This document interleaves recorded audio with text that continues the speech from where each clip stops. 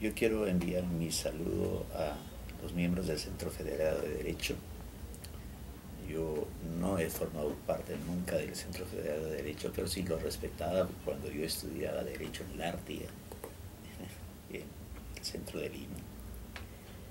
Creo que ellos, más que los integrantes de cualquier otro centro federado, justamente porque estudian Derecho, deben ser aquellos que estén no solo más apegados a las formas, respetando, sino más compenetrados con aquello que es el reino de la equidad y de la justicia. Y en ese sentido deben ser aquellos más dialogantes y más propositivos en las relaciones con las autoridades, con los docentes y con los otros miembros de la comunidad universitaria. Yo quisiera finalizar extendiendo este saludo a todos los estudiantes de Derecho y a todos los estudiantes de la Universidad Católica. Si hay una cosa que hay que apreciar en nuestra Pontificia Universidad Católica del Perú, es, además de muchas otras, la calidad de sus estudiantes.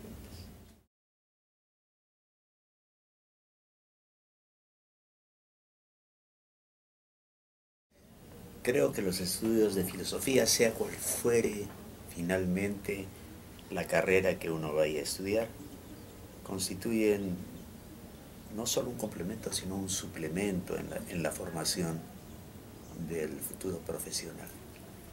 Y ello porque abre la posibilidad de encontrar sentido a las cosas que uno hace, sea defender a alguna persona en un juicio, establecer un trato justo con una empresa, en fin, escribir una obra literaria tratando de entregar experiencias, contenidos que sean importantes. Creo que la filosofía vale por ella misma, claro está, pero sin embargo, y esa es su grandeza, vale también porque de modo transversal otorga una serie de sentidos y enriquece el saber, no importa en dónde éste se halle. Y lo digo yo un poco en primera persona porque estudié Derecho y estudié Filosofía. No he llegado a ejercer el Derecho, pero he podido entender el valor de lo que significa la norma, la justicia, en fin, las relaciones sociales, porque sin ellas no hay derecho, a la luz de la filosofía, a la luz de los valores que ella me presentaba. Y recíprocamente es curioso, la filosofía gana encarnándose o pisando tierra cuando se halla acompañada de los estudios sobre algo concreto. Allí uno se da cuenta que, en fin, conceptos como verdad, como bien, belleza, justicia, no son meras definiciones, ¿no? Son realidades. Y a mí me ha tocado comprobarlo muy de cerca, porque estuve en la Comisión de la Verdad y lo que estudié en filosofía, me di cuenta que no era pura teoría, sino también una realidad vivida y trágica.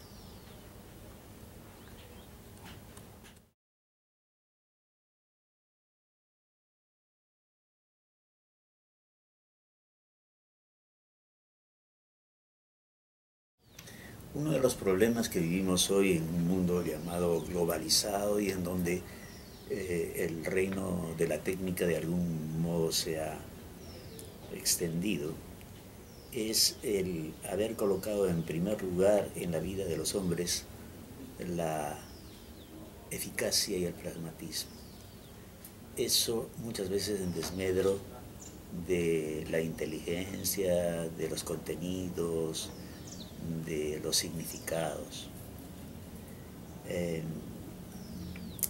Poco gana, creo yo, una persona y poco gana la humanidad con gente que sea meramente eficaz y que no sepa finalmente por qué y para qué debe ser eficaz.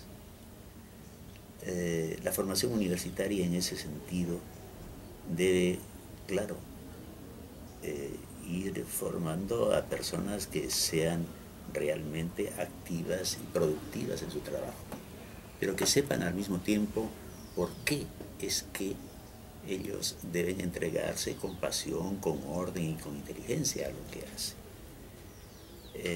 La vida humana ofrece una serie de caminos por los cuales todos debemos transitar.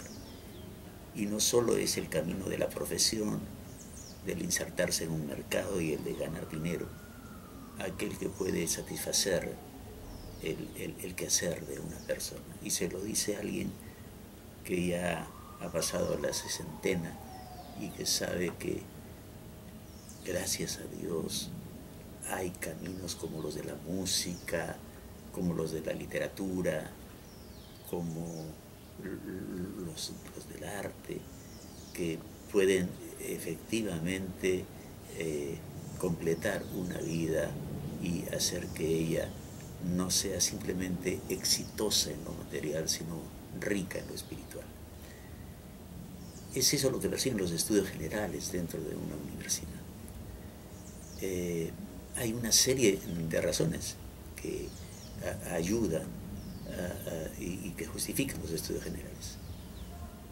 Y esas razones son, en nuestro caso, en el Perú, la poca preparación de los estudiantes en la secundaria, que hace que no sepan en verdad qué es aquello que quieren estudiar. Declaran que van a estudiar algo, pero no conocen de qué se trata aquello en lo cual teóricamente es en el mercado.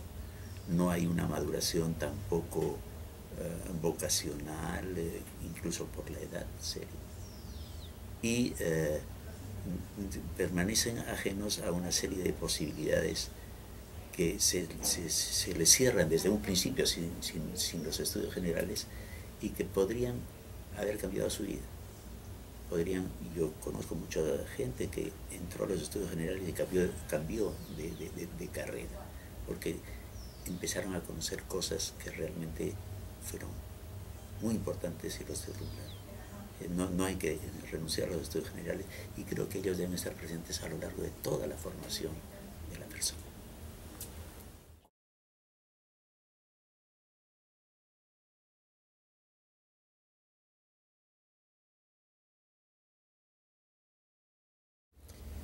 La Universidad Católica siempre ha sido consciente de su especial naturaleza y por tanto de su misión. Es una institución de educación superior y por tanto está orientada hacia valores que no son aquellos del mercado. Vivimos en una época en donde se ha asimilado la educación a la actividad empresarial y en donde dentro de esa lógica de lo que es cliente y proveedor, la enseñanza y la formación de algún modo ha perdido rumbo en el sentido de ya no mostrarse como una relación formativa, sino más bien una relación crematística en donde se entrega conocimientos a cambio de un cierto dinero para preparar así a la gente a resolver determinados problemas. La Universidad Católica no es que no prepare a sus alumnos para resolver problemas, pero creo que va mucho más lejos. Los prepara para vivir problemas, para darse cuenta de ellos, para ahondar en sus causas, no simplemente para resolver en función de un pago un determinado problema, sino para comprender esos problemas y para tratar de evitar que ellos surjan. En ese sentido, esta universidad no ha entrado pues en esta especie de gran festín del mercado. Y ha entendido además que su tarea tiene que ver con el conocimiento, no solo entregar, ¿no?, sino también contribuir a conquistar. Y en ese sentido, como sabemos, ya próximos a los 100 años, hemos intensificado mucho las tareas de investigación. Nuestros profesores investigan, no solamente enseñan un poco de memoria aquello que puedan haber leído en un libro, sino que ellos mismos también piensan y buscan y tratan de entregar a los alumnos ese espíritu de búsqueda personal que es finalmente lo más satisfactorio, encontrar las cosas uno mismo. Hay además valores que nosotros no hemos traicionado nunca a lo largo de nuestra historia, y ese valor es el respeto a la verdad, pero en un clima crítico, en un clima de diálogo, en un clima en donde no abundan los denuestos frente a los que no piensan como uno, sino en donde hay una conversación alturada mediante razones y el reconocimiento de que uno puede estar equivocado. Yo creo que ese es el principio de la sabiduría. Aquel que cree que lo sabe todo y que no está equivocado es la persona, en el fondo, más necia.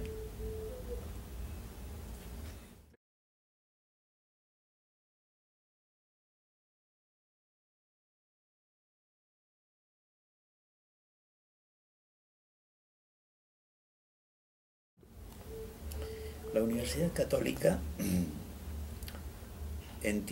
se entiende como una comunidad de docentes, alumnos y graduados.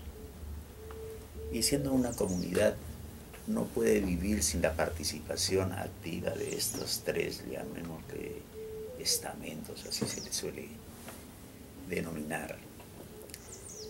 Hasta hace algún tiempo, hace, digamos, 30 o 40 años, la organización de nuestra universidad reconocía la presencia de los alumnos, pero en un ámbito bastante más limitado de aquel en el cual ahora ellos actúan, en lo que toca a participación en la organización de la vida universitaria. Existían los delegados de clase y los centros federados. Pero no había una presencia comprensiva y participativa en organismos de gobierno. Eso se dio no por una invención de la Universidad Católica, sino por la ley universitaria. Y creo que allí acertó la ley universitaria, porque les dio voz y además presencia y de alguna manera pues, influencia a los alumnos en una serie de decisiones que afectaban a la universidad en su totalidad y por tanto a ellos mismos. Creo sin incurrir en estas radicalizaciones que muchas veces acompañan cuando uno protesta. El gobierno de los estudiantes por la universidad es insensato, pero es insensato también el gobierno de la universidad sin los estudiantes y sin escucharlos. La experiencia que yo he tenido como rector 10 años y como vicerrector 5 años en los consejos universitarios y en la asamblea universitaria, pues me ha enseñado a valorar aquello que dicen los estudiantes, porque la mayor parte de las veces lo dicen con autenticidad, con el ánimo de contribuir al desarrollo de una universidad de la cual se sienten parte y a la cual quieren, y no con el ánimo simplemente de aplicar clichés de lucha contra el poder o de cálculo político. Yo estoy de acuerdo en la participación de los estudiantes y en que esta participación sea lúcida y constructiva y que se abra preferentemente a aquellos que son más universitarios, que son más estudiantes, es decir, estudiantes regulares, con un rendimiento académico que de alguna manera asegure que van a representar bien a sus compañeros de estudiantes y van a decir cosas inteligentes en el gobierno de la universidad.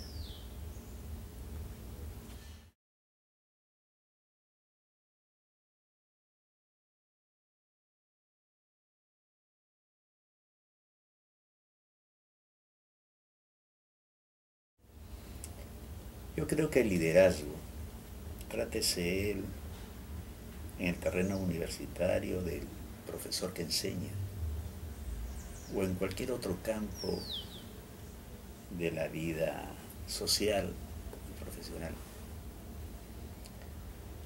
tiene un primer imperativo, que es el de la coherencia.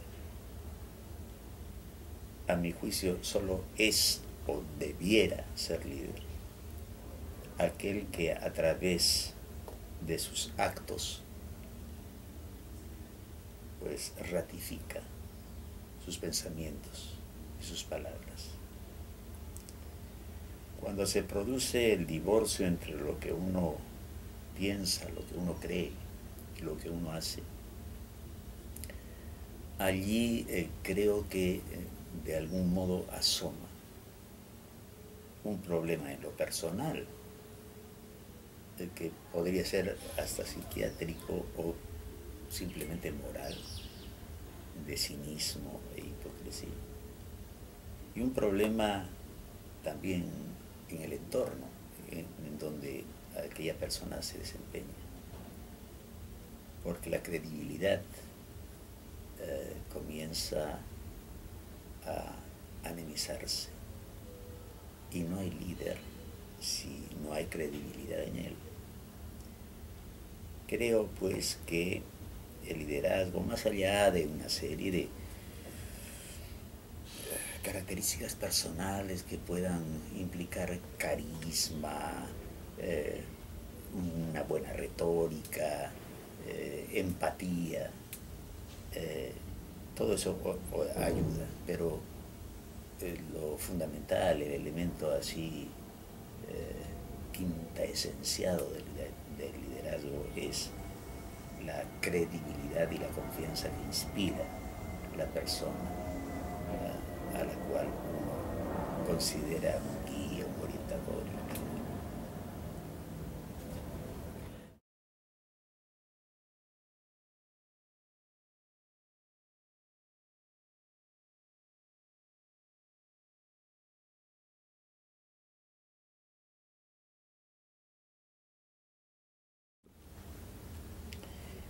El 28 de agosto del año 2013 se cumplirán 10 años de la entrega del informe final de la Comisión de la Verdad y Reconciliación a las autoridades del gobierno peruano, ejecutivo, judicial y legislativo.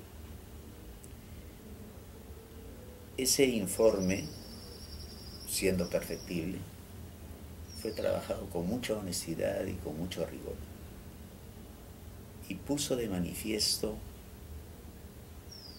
20 años de nuestra historia que no se hayan cortado de la historia de las épocas precedentes y que por desgracia tampoco se haya cortado del tiempo subsiguiente.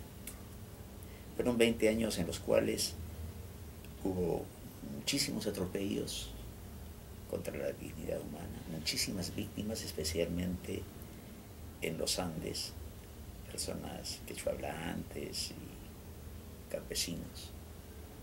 Se habla de cerca de 70.000 muertos y desaparecidos. No hablemos de violaciones, de torturas, de una serie de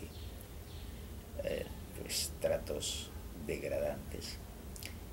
Y lo que se entregó fue un relato de aquello que había sucedido, pero con una invocación para recordar, para repensarnos, para aplicar justicia, en el sentido no solo de sancionar a criminales, sino también de reparar a víctimas y de reformar nuestro Estado y nuestra sociedad para que cosas así no pudieran ocurrir. Eso no le tocaba ya a la Comisión de la Verdad, y eso lo dejó en herencia y en obligación al Estado peruano. En el trabajo de la Comisión ayudó muchísimo la Universidad Católica. Parte de la vida de la Comisión se realizó en el local de la Universidad Católica prestado en Tomás Ramos, y brindó muchísimo apoyo al trabajo que nosotros tuvimos que realizar.